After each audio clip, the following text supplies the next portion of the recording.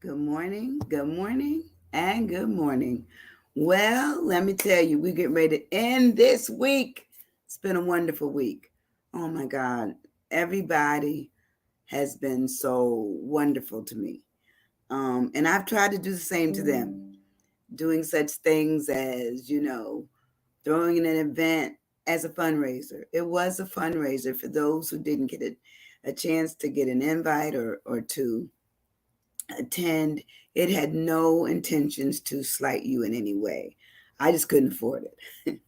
So I had a mixture. I had a mixture of Rotarians and some members from my church and members from the community and friends from out of town, and of course for really a big reason was to get my family together and to get in touch with them. I got in a little bit of in touch with them when I went home for the wedding, the epic wedding of my life. I've never seen a wedding like that, so that would have been the epic wedding. And then for them to come down from New York, and then I had friends that came in from Texas, from let's see, Georgia, DC, New York. So I'm excited that people felt it wasn't robbery. It was not robbery to come visit their little friend for the weekend. So it ended up being really, really a good thing. Good morning, Debbie.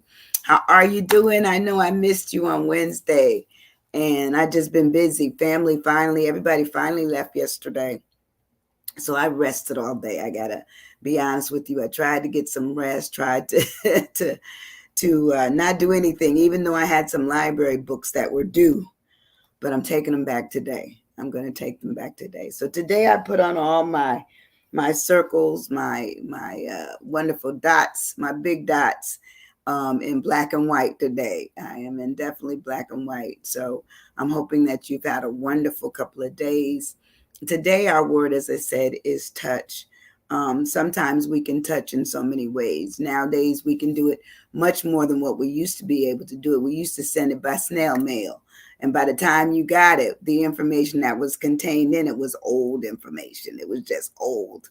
Now we had a way of getting around information to someone almost immediately if they open it up, if they make it, where they can see it coming in on their phone, or they can, hear a ping, because some of us do have the little notification features activated on our phone, so we may do it that way. But for for me, I find those things sometimes to be annoying, and so I don't know. I got a new little tablet, and I don't know how to turn it off yet. But they get maybe turned off because sometimes, and I think it's turned off, and it sounds like it is. It looks like it is, and next thing I know, ping! I'm like, okay, I'm in a meeting. That's not good.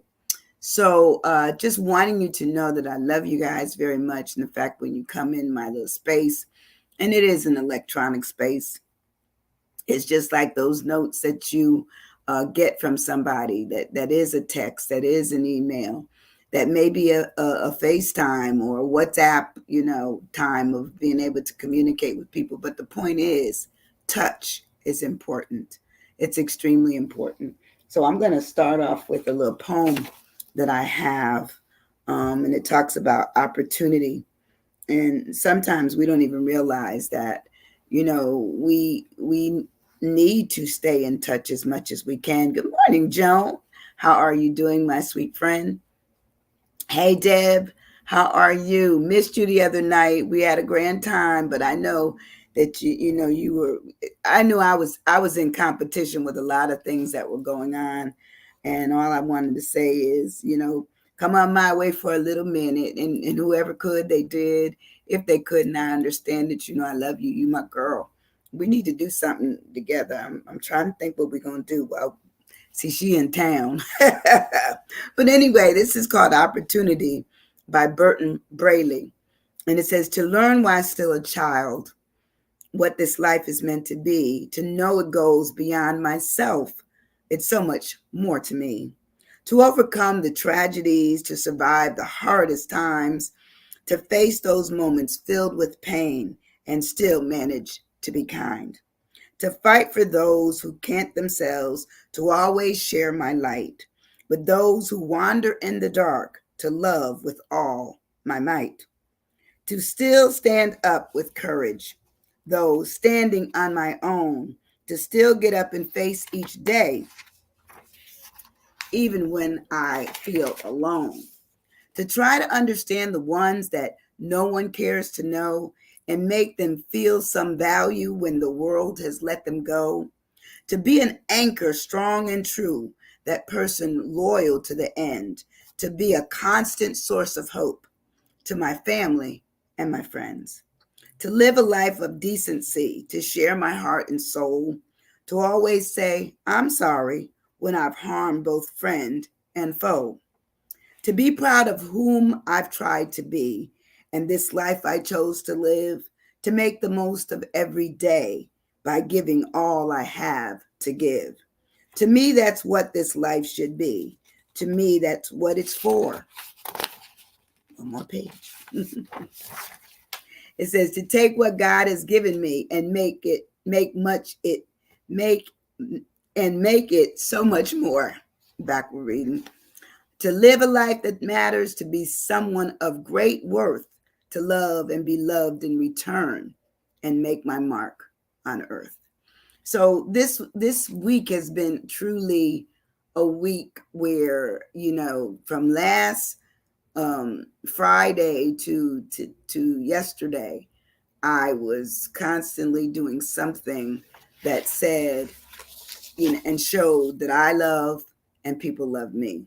So it was a great time, to really see my family, to really get in touch. I talked about the fact that we get in touch by so many ways much faster than it used to be. I always wondered how they lived in the wild, wild west and in ancient times. What were they sending, a rock? How did information get around back then? Because they don't certainly have the innovative comforts that we have now to get somebody. We can put something in a DM. We can send something, a quick message versus forever. You may never get it. But anyway, the point is that we do touch each other.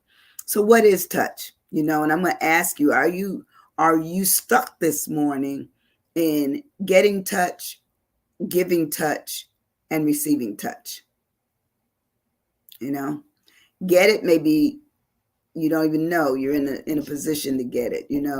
Receiving is when you know you're getting it and you understand it, and absolutely giving is when you give it away. You're just saying, hey, I'm gonna keep in touch with Joan, I'm gonna keep in touch with Deb and Debbie, and I'm gonna just get that information out there. So touch, it says an act of touching someone or something. It says it may be something that you pressed up against, something that you've tapped or patted, or you pudged it, you prod it, you poked it. Mm-hmm. How many of us poke each other? I've seen those little pokes when someone's just trying to let you know that they were thinking about you and they poke you. I didn't know what they were. And somebody sent one to me. They said, I keep poking you and you never say anything. I didn't know what it was. And then finally I read on what a poke was. That's when it comes electronically, just says poke. They have a push, a glance, that's touch, a flick. It says a stroke, a brush, a graze, and pressure. Sometimes that's what we are. We're all of those things, or we're thinking about doing something like that. How many of us want to do something special for somebody and we can't physically do it? Well, we can find a way that we can do it electronically. I think one of the best innovations that's come along in my time, the fact is that I'm talking to you and I'm in my home. Okay. So virtual, discussions and platforms like Zoom and StreamYard and all this is wonderful. The fact that we can talk to each other, and that still keeps the closeness there. It still keeps the connection. And so I'm thinking that it's just wonderful innovation for our times. Good morning, Rhonda. How are you, my niece? She just left yesterday. She and my girlfriends left. They all left yesterday morning. So I came back to the house almost not knowing what to do. But I found some sleep for I only slept about 45 minutes, but I got a nap in. So when I look at how I broke this word down today, touch starts with togetherness. And togetherness, it could be physical togetherness, if like my family coming in and friends coming in and all the people in the area that were able to attend my party or my actual installation. My actual installation was excellent. It was a little funny, because you know me, I have to bring a little humor with me wherever I go. Tenderness, that's good, Debbie. We sometimes need to realize that we need to be tender to ourselves and others. Sometimes we're very hard on ourselves and other people. We're just very hard on them. They didn't do and I didn't do, and so it wasn't done. Doesn't mean that there was any really bad intention. Technique, how do we do it? How do we treat other people? How do we treat ourselves? That would be good. That's good technique. The technique of touch is important, that we know what we know when we're dealing with certain people. Sometimes you have to take in, their sense, maybe they're sensitive to stuff, or they're already angry and you don't want to add to their anger, so you try to wait and maybe talk to them later when they've calmed down. Sometimes that's how we have to be dealt with too. We need to calm down. We don't need to address things when we originally come up with what ticked us off. So togetherness is what I have, and I said that's a state of being close to another person. And it says that this other person could be, could show in happiness and friendships and family, of course, community, cooperativeness, affiliations, alliances, associations, relationships, union. How many of you have a scheduled family union coming up? Because July 4th is a big family reunion celebration time. I think my niece did one a few years right around this holiday. Rhonda, that's online here. But they also have, it says cooperation, liaison, alliances, collaboration, and partnership. All those are a part of what togetherness is. And sometimes we realize that we want to be together with people, but either the people are hard to get along with or we are. We have to admit that sometimes we may be the problem, okay? We may be the one that cannot get it together to form this togetherness, to remain in touch. And sometimes, tact. Oh, that's good. Because sometimes we don't use the best tactics or tact when dealing with other people. And it just requires us to, I think through the entire process. You know, Reunions and family functions and holidays bring people together. They bring with them expectations, and sometimes the expectations falls short of what somebody thinks they should have done or thinks they should have brought in terms of their dispositions, or it might be even the dish that they brought to put on the table, or maybe the dish came too late, and so there was attitude about that. So the holidays bring about, July 4th is always brought about some interesting conversation, either after it's over or during, or even before, especially if it's something hasn't arrived and everybody's about to eat and a dish is still out there someplace.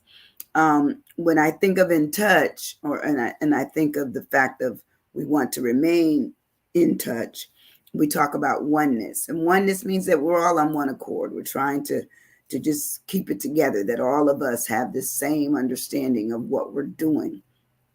Would you say tap? Top. That's good, Deb. Tap. We do. We have to sometimes lean on in and tap against somebody and say, hey, glad you're here. Thank you for coming. Whatever it is, you have to make sure that you put it into the right perspective, that they know that they are, that you're welcome with what they've done for you. The oneness is what I chose for my O, and it says the fact or state of being unified or whole through comparison, through the consistency and comprising of two or more parts. That's what we want. How do we bring this together where it works? Whenever, even me, when I was putting together my event, I was angst. I have to tell you, I went to bed several nights with saying, but I only have so much money, and I only have so much time, and I only have so many spaces that I can that this smaller venue can accommodate. The last time I put on, an event that really had a lot of people attend, of which it was 450 people. That was when I retired from from the military base. Actually, it was from federal service, and I launched my business. And in doing that, I said, "Well, this is so big. I have to do it in such a way." And I had a lot of people come, and it was wonderful, and it was, but it was so much less expensive than it is now. I mean, if you've ever put on anything, if you've gone out to buy food, you know what I'm talking about. They've just made it where it's outrageous to put on an event. But the Lord let me do it, and we got some resolve from that. And what I did is that I asked anyone who came that, because it was a fundraiser, not to bring me anything personal, that it was really for the sole purpose of, taking that money and doing something locally for an agency or a nonprofit that needs something done. That's what I asked of the attendees, and they did that. So I'm doing good. I raised some money, and that's how I'm going in as the president of this Rotary Club. The other interesting thing is that as the Rotary Club president, I happen to be, in this instance, the first African American woman in this area, and we'll say the Northwest area, to do this. And actually, we'll just say locally. Locally just makes it easier, because I think we do encompass Tallahassee, and Tallahassee does have a group that is probably quite significant in number with their African American membership in at least one group I know of. But that was told to me by a district governor. So we'll see what happens. My thing is, I'm hoping that I am able to bridge an opportunity and a gap between, those of us that just happen to look like me that aren't in Rotary, and just have the fact that service is service. It doesn't matter what color. But I just see so many people that don't know, but they have great things that could be a contribution to what Rotary does. And I'm hoping that I will incite others to join, regardless of their color. I do have some folks that are planning on joining under my leadership, so I'm excited about that. So when I move on, my word, my U is unity. When you're in touch with folks, you try to be in uniform with them. And unity is the state of being united or joined as a whole. So when you're planning something and you're a part of a group, you're hoping that everyone in the group understands the plan, and that they are, receptive of it and willing to work towards, what I call the effort, towards the end of building up, something that becomes deliverable, raising more money, serving more community groups that are in need, working at the international level. For me, that means, looking at some things that we thought have been eradicated, such as, polio. And I think it was yesterday, that they've had a few cases of malaria in this country. So, you just have to talk about the fact that we were always in a vulnerable position of things going back to, becoming more prevalent and serious in terms of, medical nature. So we need programs like this that are at least constantly working at putting money towards them and making us safe in this country, or all over the world, really. So the unity really speaks to the state of being united or joined as a whole. It's a unification process. It's the integration. It's coalition, and it's amalgamation. So we really look at all of these things. It's talking about how can we all just come together, forming a group that is unitedly working towards what's going forward. What are we doing? Where are we going? How are we going to get there? Unique is a great word. Anybody else? Debbie, Rhonda, y'all have anything for that U? United, understanding. I'm going to give you some words. Let me see. Understanding. Unique is probably one of the greatest words that stands out there. but united would be good. Unification. What else under you? I don't know. Y'all come up with some more words for me. Next, we have my C is that when you remain in touch with people, usable. Okay, Joan. Usable. What is usable? United. Yes, that's good. That's good. That. Thank you. When we really look at how we are connected as people, we become united. We become how we look at our future. So I have connection for my C. Debbie, ubiquitous. Okay. All right. Okay. That's good. That's very good. Very, very good. Calm is what Debbie put down for connection. I have for the C, I put connection. I feel that relationships are important. You cannot have a relationship with that's running short on all sides that really can say it's rising well. Caring, that's good. Caring is good. Um, Connection is a relationship in which a person or a thing or an idea is linked or associated with someone, someone else, meaning not just me. It's associated with more than myself. It would be me and whatever else and whoever else I'm working with. Oh, confirming is good. That's really good.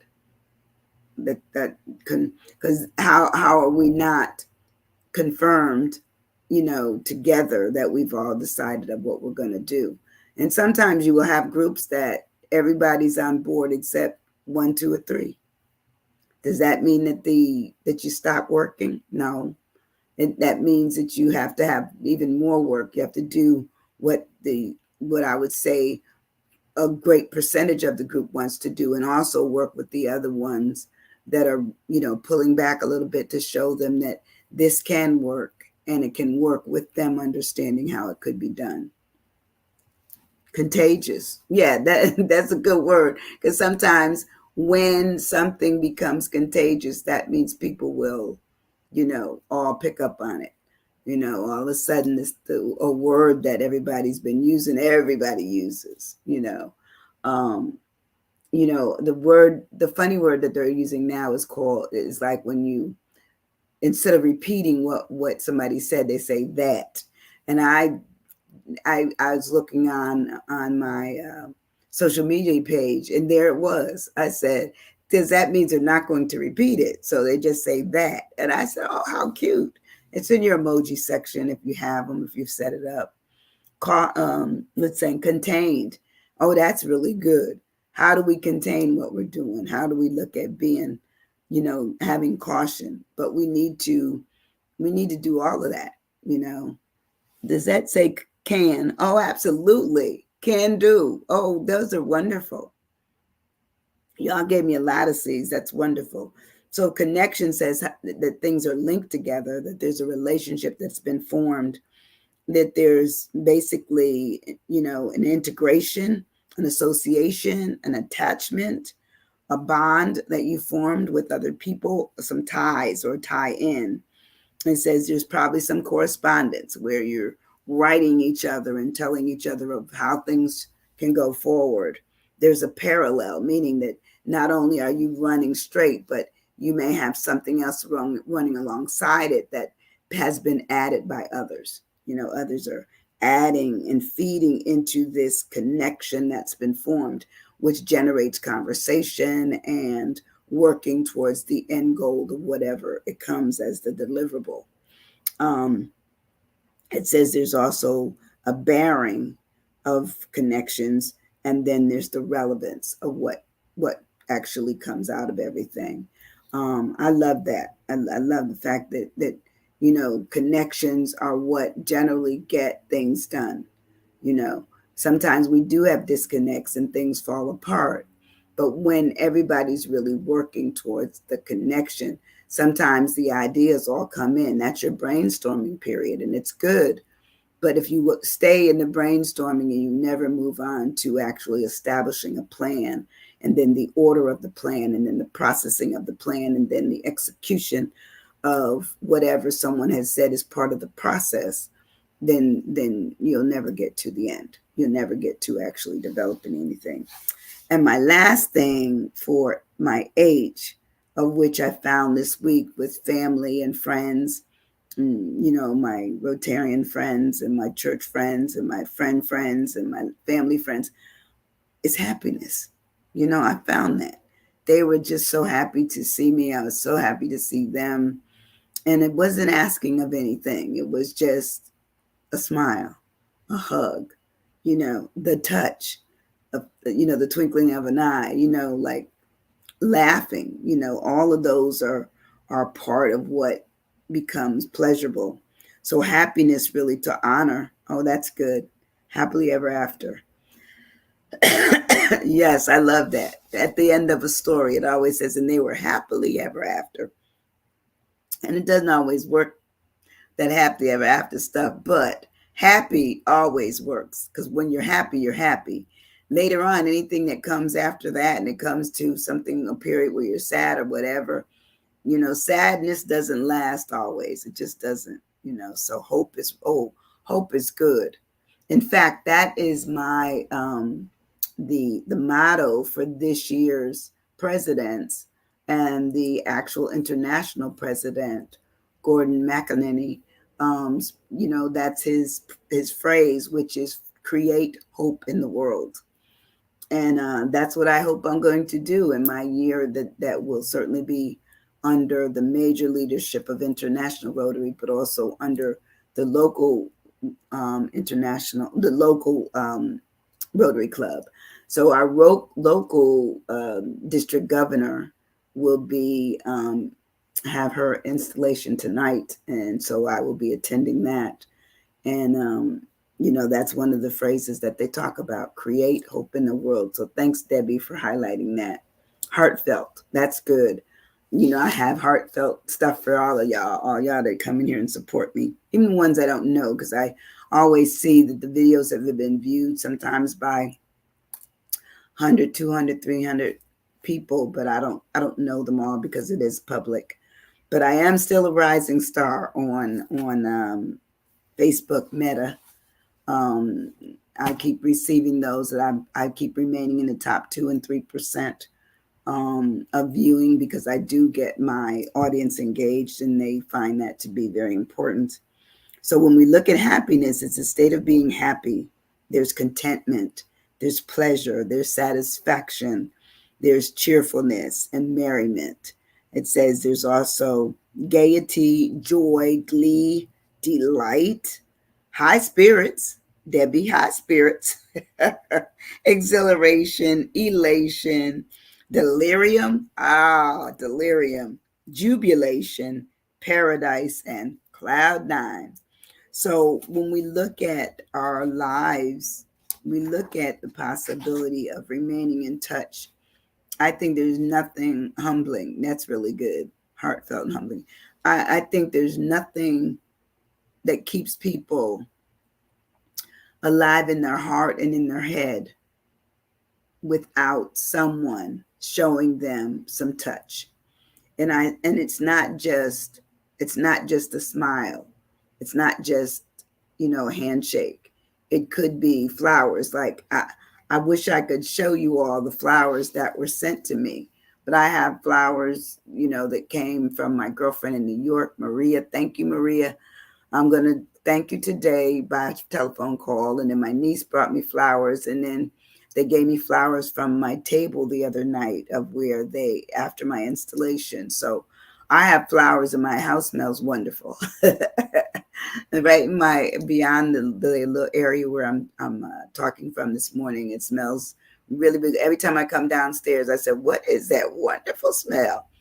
Somebody decided to keep in touch with me by leaving me something that was longer than their presence, leaving me something that was longer than their smile, leaving me something that was longer than their touch, their hug. So I am excited about the fact that you love me and I love you. So what can we do to continue to put hope in the world and give a resounding touch to someone? Doesn't always have to be physical. Send somebody a card this weekend, or send them a smile, an emoji. I love getting those, y'all. or even tie it up with a note, through text or email. Just do something special for somebody that wasn't expecting it. I want you all to have a safe weekend. I will not be here on Monday. I'm going to take that day off. I need to get ready to do my first actual running of my club on Thursday. So Tuesday being a holiday and Monday is being celebrated, for most people.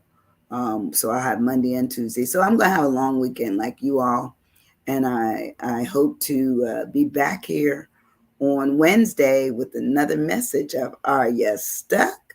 Sure you are. Occasionally we all get stuck, but we don't stay there. We do not stay there. We're gonna come on out, experience something else, and then maybe we'll go back with a little bit of getting stuck until the next time. Be safe. I love you guys. Thank you. Have a great, great weekend. Bye bye. Love you guys. Thank you.